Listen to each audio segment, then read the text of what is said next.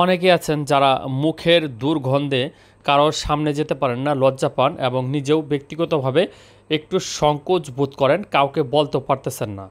অথবা দাঁতের কোনো ইনফেকশন থাকলে দাঁতের গুড় দিয়ে যদি রক্ত পড়ে অথবা মাড়িতে ইনফেকশন হয়, মাড়ি ফুলে যায় বা গলায় ইনফেকশন হয় বা টনসিলে কোনো প্রদাহ হয়, সেক্ষেত্রে কিন্তু আপনার মুখের দুর্গন্ধ হতে পারে। তো যে কোনো ধরনের প্রবলেম হোক, যে প্রবলেমগুলোর কথা বললাম সকল ক্ষেত্রেই আপনার এই বায়োডিন যে মাউথ ওয়াশটা রয়েছে সেটা আপনারা ইউজ করতে পারেন। দাম হচ্ছে মাত্র 50 টাকা।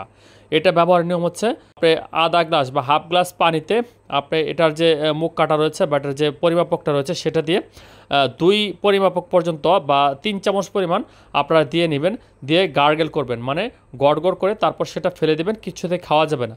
এভাবে দৈনিক যদি 2 থেকে 3 বার গ্রহণ করেন, ওই দিন থেকেই মানে ওই সময় থেকেই দেখবেন যে আপনার মুখের দুর্গন্ধ এবং দাঁতের গুঁড়ো ইনফেকশন, টনসিলের প্রদাহ এবং গলায় যদি কোনো ইনফেকশন থাকে বা মুখের দুর্গন্ধ থাকে সেটা থেকে খুব নিমেষেই মুক্তি লাভ করতে পারবেন।